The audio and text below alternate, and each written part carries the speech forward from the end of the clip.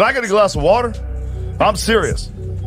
I'm thirsty. Can I get a glass of water? This is not a prank. You never seen it? No. Oh my God, it's amazing. Oh, it's amazing. No. He gets a glass of Flint tap water, and I swear to God, he drinks it like this. Problem He's is solved? bullshitting the world. Watch this. Can I get some water? I really did need a glass of water. This is not a stunt. Usually when something isn't a stunt, you have to say that. Speaking of Barack Obama, he decided to drop a post on X today, and I thought, okay, maybe in the wake of the Pete Hegseth presser, he's going to say something like, no matter how you feel about the Iranian strike, hats off to our, boys in blue, our guys in the bombers. He went a different way. This is what it was. Curious how you're thinking about this eulogy specifically in the moment and all the tensions that you just brought out. I didn't even want to talk.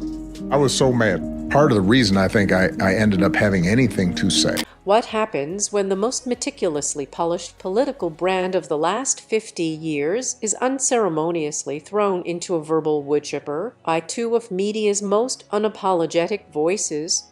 The carefully constructed image of Barack Obama, the intellectual, the man of the people, the symbol of hope, has just faced a comedic and critical demolition, courtesy of Joe Rogan and Megyn Kelly. With absolutely zero restraint and an arsenal of biting observations, they've begun to systematically tear through the layers of illusion, unmasking the deep-seated contradictions that many have overlooked for years. They are turning his celebrated legacy into a highlight reel of masterful political theater, suggesting that behind the curtain of soaring rhetoric and charismatic smiles lies a far more complex and calculating reality. No teleprompter, no fawning interviewer, and no nostalgic Netflix special can shield him from this onslaught. This is the raw, relentless truth, wrapped in the kind of humor that stings because it feels so unbelievably accurate. If you ever believed that Obama's undeniable charm could outshine any form of criticism, this public takedown is proving that the spotlight is finally hot enough to burn holes straight through the facade. Do you remember when they gave that speech, when he gave a speech on television, and everybody was like, this? Mm-hmm. And then they go, it kind of just went away. It was one of the most beautiful moments in modern American history. People really actually stood up and stopped. We'll be remiss if we do not do at least one clip from the Barack Michelle Obama appearance, the podcast, because everybody thinks they're getting a divorce, and let's face it, they probably are. She dragged him onto her show with brother Craig. Joe Rogan, a man whose podcasting empire was built on dissecting everything from cosmic theories with physicists to fight strategies with MMA champions, couldn't resist the urge to peel back the perfectly ironed, wrinkle-free layers of the Obama mythology. You might assume a former president would be too lofty, too protected by historical reverence for Rogan's brand of unfiltered commentary, but that's precisely where the illusion begins to crack. When your post-presidency life transforms into what appears to be an endless, multi-million-dollar cash grab disguised in recycled campaign slogans and speeches about unity, you become fair game for anyone with a microphone and an audience that values authenticity over polish. Rogan zeroed in on the staggering absurdity of a man who built a career on claiming to understand the struggles of everyday Americans, only to immediately vanish into an exclusive world of gated Martha's Vineyard mansions, private jets, and fawning Vogue features. This isn't just about being successful, it's about the chasm between the brand and the reality, a disconnect so profound that it now fuels a deep-seated cynicism, especially as the public contrasts it with the confirmed struggles of the current administration. Their children. And in fact, a lot of what they campaigned on, they don't practice at all. Great example is the Obama administration. The Hope and Change website had to be changed because there was a bunch of stuff in there about whistleblowers. No, I don't think Mr. Snowden was a patriot. I called for a thorough review of our surveillance operations before Mr. Snowden made these leaks. My preference would have been for a lawful, orderly examination of these laws. Protecting whistleblowers, which they didn't do at all. There was one of the worst administrations for whistleblowers. While Rogan was deconstructing the lifestyle, Megyn Kelly was busy dismantling the political legacy with the precision of a seasoned prosecutor. She didn't just lob critiques, she arrived with a full dossier, delivering her points with that signature style, a potent mix of hard-nosed news anchor, a lawyer delivering a devastating closing argument, and an exhausted mother who has once again caught her child in a lie. Kelly methodically unpacked the Obama era like it was a closet full of expensive, designer suits that, despite looking timeless, were secretly packed with the dust of unfulfilled promises and hidden realities. Her primary target was the glossy, almost sanctified illusion that Barack Obama was a flawless, untouchable figure of hope and infinite wisdom, a political messiah who could do no wrong. She called out the fact that so much of his tenure seemed to operate on autopilot, a sentiment captured in the biting assertion that it was all autopen, suggesting a president so detached that his signature was more present than his actual engagement. This was a direct assault on the carefully crafted narrative that has protected him for over a decade. What you know now, do you wish you had a third term? You know what, if I could make an arrangement where I had a stand-in, a front man or front woman, and they had an earpiece in, and I was just in my basement in my sweats looking through the stuff, and then I could sort of deliver the lines, but somebody else was doing all the talking and ceremony, I'd be fine with that. We know he wasn't really running the country. Yeah. We used to think he was actually running the country, and now they're like, no, he didn't even see those executive orders. Megyn Kelly ripped that narrative to shreds with the brutal efficiency of a TSA agent who has just discovered a suspiciously large bottle of liquid in a carry-on. She methodically exposed the idea that Obama was some kind of post-partisan healer as a complete fantasy, pointing to the deep and bitter divisions that festered and grew under his watch, even while he delivered speeches on unity and togetherness. She argued that the very political chaos that defined the subsequent years didn't just appear out of a vacuum, it was incubated during his administration, nurtured by a style of governance that prioritized image and rhetoric over tangible, unifying results. The foundation for the current political turmoil, she implied, was laid brick by brick during those 8 years of hope and change, a period that many now look back on with a growing sense of disillusionment. The truth, as Kelly presented it, was far messier and more complicated than the official story, and she was determined to expose every last detail. Good luck with that one. That may be the key behind all the defunding everything. What? What is this? This is just some grievance fest again with two of the most privileged women on earth who are really bitter against men. And make no mistake, this critical examination wasn't limited to just the former president. They argued that if Barack was the charismatic voice and face of the brand, then Michelle Obama was its genius marketing director, creative visionary, and chief lifestyle influencer, all rolled into one impossibly polished package. It wasn't merely that she championed initiatives like healthy eating, it was the perceived hypocrisy embedded within the campaign. She was seen guilt-tripping schoolchildren into consuming cafeteria, quinoa, and kale as a national duty, all while her own family was famously dining on exquisitely prepared gourmet spreads during lavish state dinners. The dissonance was staggering when she would deliver a powerful speech on the importance of equity and sacrifice while wearing designer heels that cost more than what most hardworking Americans earn in an entire week. The message was clear. While she was telling the country to tighten its belt, her own life appeared to be a masterclass in luxury and privilege, leaving many to question the authenticity of her "we're all in this together" narrative. Joan Rivers said that Michelle Obama was a man before she died. This glaring hypocrisy became a primary target for Joe Rogan, who took the concept and ran it through a verbal meat grinder. He pointed out that nothing screams, "We understand the struggles of the working class," quite like transforming your post-White House years into what looks like a perpetual luxury vacation, punctuated only by massively lucrative sponsored podcasts and multi-million-dollar publishing deals. Rogan didn't just critique the optics, he completely dismantled them, comparing the Obama brand to a flashy garage gym setup that looks incredibly impressive on Instagram, but is revealed to have hollow, plastic weights the moment someone tries to actually use it.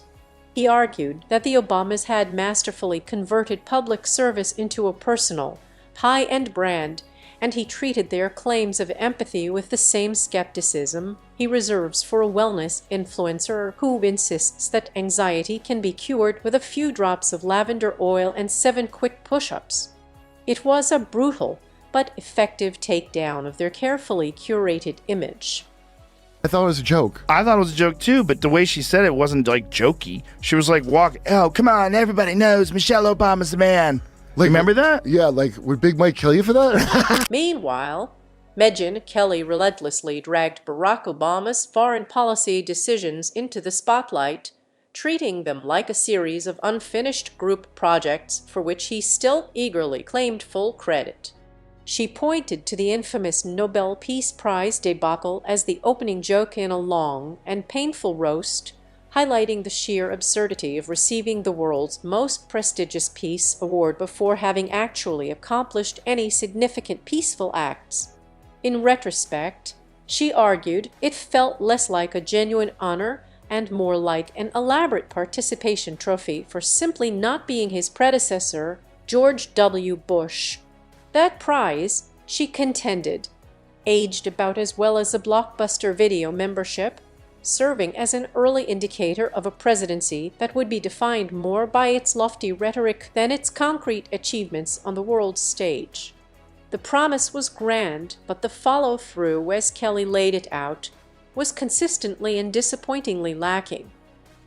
We're on a great subject, which is like these rich and powerful people who are totally unaware of how people perceive them. Diving deeper, Kelly laid into the expansion of the surveillance state under his administration as if she were personally auditing the NSA's deepest, darkest secrets. She forced her audience to remember the profound irony of a president who campaigned on transparency and a new era of open government, only to preside over a massive and unprecedented expansion of domestic spying programs.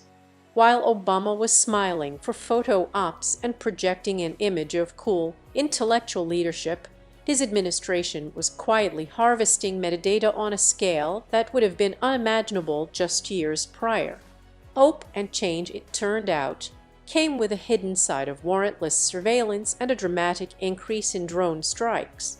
Rogan then picked up that critical baton and sprinted straight into the territory of Obama's media legacy, mocking the endless stream of fawning interviews, glossy documentaries, and narrated nostalgia trips. It is as if, Rogan joked, the man is actively campaigning for an Emmy for the role of Best Former President, relentlessly curating a soft-focused version of his history while the harder, more controversial truths are conveniently left on the cutting room floor. And how great their lives are and how little they should be complaining, period, never mind publicly. Which leads me to Michelle Obama. Every day she's dropped another negativity bomb on us, whether on her podcast or on someone else's. I mean, this audience knows she never says anything positive. It is all complaints. So she goes on another podcast. She's promoting her show, so she's making the rounds. The Diary of a CEO podcast. The condescending tone that often accompanies Obama's public appearances became a major point of contention, with critics arguing that his words, while beautifully delivered, often betray a fundamental disconnect from the people he claims to represent. How can someone project an image of being so relatable while simultaneously doing everything in their power to remain insulated within a bubble of extreme wealth and influence, at least 3 zip codes removed from the everyday realities of the populace? Barack Obama often speaks about the struggles of the middle class with the detached air of an anthropologist describing an exotic, faraway tribe he once read about in a sociology textbook. It is a performance of empathy rather than a genuine expression of it, a distinction that has become increasingly obvious to those paying close attention. So nice to have you both in the same room I together. know, because when we aren't, folks think we're divorced. These are the kinds of things Yeah. that I just miss, right? So I don't even know this stuff's going on. Right. And then somebody will mention it to me, and I'm all like, what are you talking about? People think that they're on the outs because they're not always in the same room together, Maureen. That's what she would like people to believe. Like she had what, 1 or 2 public appearances without him, and that's what led to the divorce speculation. That's not quite it, my dear. It's what are the things? Megyn Kelly tore into the polished, almost condescending glow that seems to follow Obama everywhere he goes, suggesting he has become the human embodiment of a slick but ultimately hollow TEDx talk, perfectly rehearsed, emotionally resonant on the surface, but profoundly unsatisfying once you begin to critically examine the actual content. He possesses the rare and powerful ability to speak for 15 minutes, say absolutely nothing of substance, and still receive a thunderous standing ovation as if he had just announced a cure for polio. However, his actual record tells a far different and more complicated story. His administration oversaw deportation numbers that would make even his staunchest critics blush, quietly escalated global conflicts under the radar of a distracted media, and presided over the widening of domestic divisions so vast you could drive a presidential motorcade straight through them. The chasm between the soaring rhetoric and the on-the-ground reality was and remains immense. Instant affectation, like, oh, my man, and like she doubles down in the following clip. It's just over the top, and here it is, 37. There hasn't been one moment in our marriage where I thought about quitting my man. And we've had some really hard times, so we have had a lot of fun times, a lot of adventures, and I have become a better person because of the man I'm married to. There ain't been 1 minute when I thought about quitting my man. She doesn't talk like that, right? Who does she think she's kidding? It's quitting, like it has no T's or a G. My man. Okay, she's like, there's something going on there where she's really acting in order. Then, of course, they followed the money trail, the spectacular, jaw-dropping post-presidency money trail. Rogan scoffed at the astronomical speaking fees, which can run into the hundreds of thousands of dollars for a single appearance, framing them as a personal insult to anyone who has to work an actual job for a living. To be paid a fortune just to deliver a TED-worthy recap of how I felt while I was famous struck him as the ultimate pinnacle of elite detachment. Kelly poured fuel on that fire, meticulously pointing out how the Obamas, who had masterfully positioned themselves as champions of the common person and critics of the establishment, cashed out the moment they left office by aligning with the very institutions they once eyed with suspicion: Wall Street, massive corporate media conglomerates, and global publishing giants. That carefully constructed outsider narrative evaporated faster than an Obama-era red line in Syria.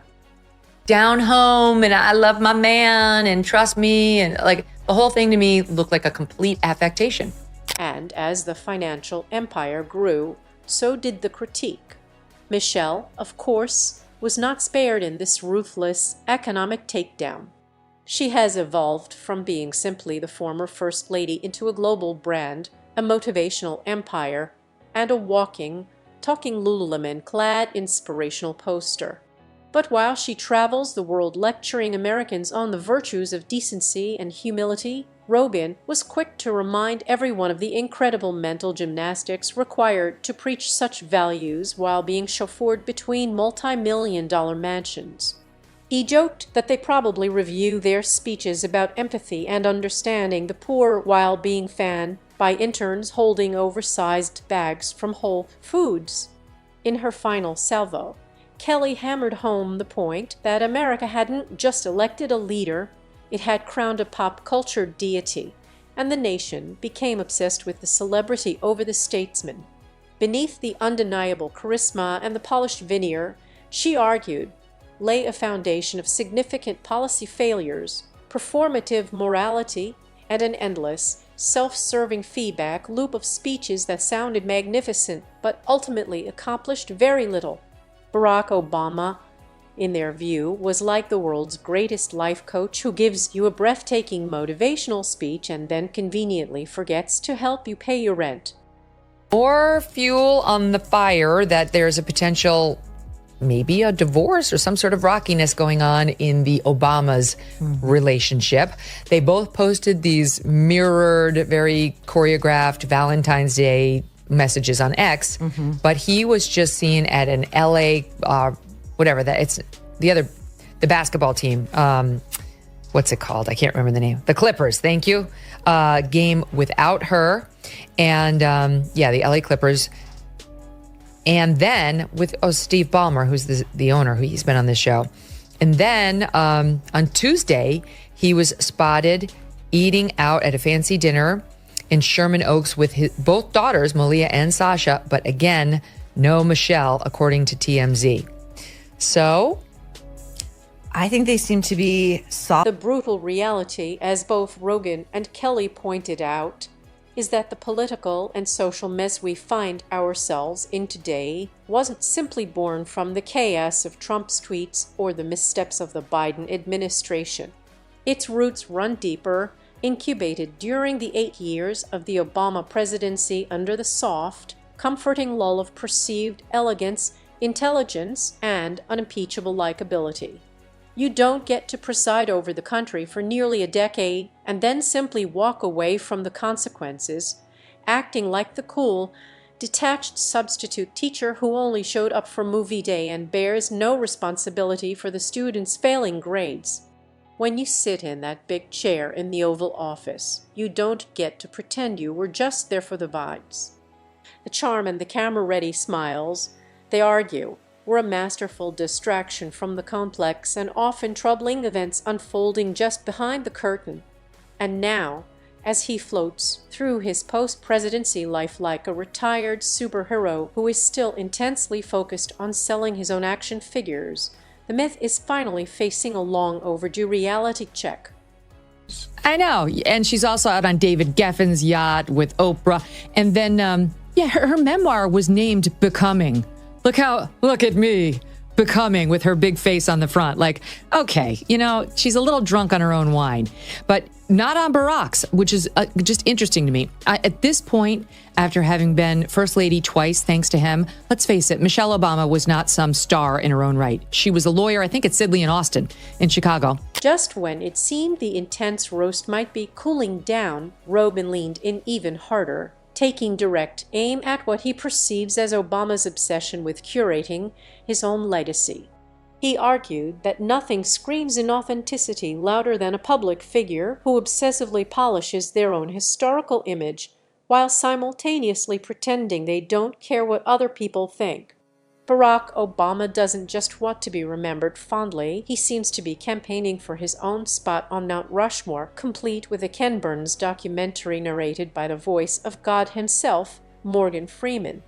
Rogan mocked this relentless image crafting with a deadpan disbelief that only he can deliver, portraying a man who spent more time burnishing his Wikipedia page than most people spend brushing their teeth in an entire year. It painted a picture of a leader more concerned with his historical narrative than the present-day impact of his policies. When is the last day? Like, when is it? When do they say you got to have your bags packed? You got to get out of here. I don't know. I should find out. No, it's actually amazing because they literally move all your stuff out in one day.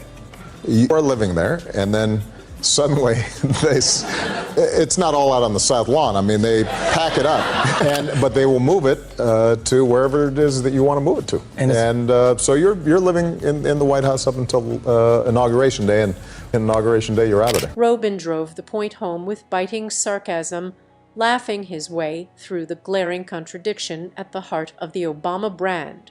This is the very same man who spent 8 years championing the cause of transparency and open government, only to quietly slip out the back door while his administration engaged in a high-stakes game of cloak and dagger with press freedom and expanded surveillance laws that targeted journalists. Yet, despite these well-documented actions, a significant portion of the public still acts as if he walked on water simply because he once dared to wear a tan suit and releases curated Spotify playlists every summer. Rogan wasn't having any of it. He treated the entire phenomenon like the punchline to a terrible, long-running joke that America keeps pretending is some form of profound political wisdom, highlighting the massive gap between the myth and the man. Megyn Kelly then jumped back into the fray, torching the deeply performative style of politics that has followed the Obamas like a dedicated camera crew since they first stepped onto the national stage. She broke down precisely how Michelle Obama became the undisputed queen of feel-good, inspirational messaging while meticulously avoiding any topic that was politically messy, substantively controversial, or genuinely uncomfortable. It's remarkably easy to sell a message of unity and togetherness when you steadfastly refuse to ever touch the chaos or engage with the root causes of division. As Kelly cuttingly described it, it's like claiming to be the cleanest person at a massive food fight because you were the only one who never showed up with a plate. Her brand of inspiration, while popular, was built on a foundation of strategic avoidance. When Michelle Obama periodically emerges to lecture the American public on the importance of decency and going high, the message is often delivered with an air of regal authority, as if she is handing down timeless wisdom from a distant, untouchable throne.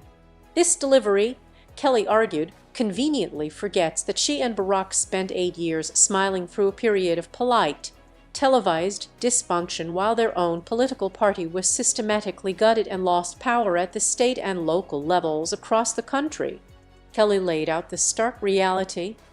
Glamorous podcast appearances do not rebuild struggling working-class communities, and eloquent speeches do not magically fix the underfunded inner-city school systems they once passionately vowed to transform. The gap between their inspiring words and the tangible, lasting impact of their actions remains a source of deep and growing frustration for many who once believed in their vision. The show is over, the credits have rolled, but the consequences of their time in power are still airing in real time. If you've seen the cracks in the facade and are ready for more unfiltered truth, make sure you like this video, subscribe to the channel, and click that notification bell so you don't miss what's coming next. We want to know what you think. Was the Obama-era golden age of hope, or was it the start of the problems we face today? Drop your thoughts and opinions in the comments section below.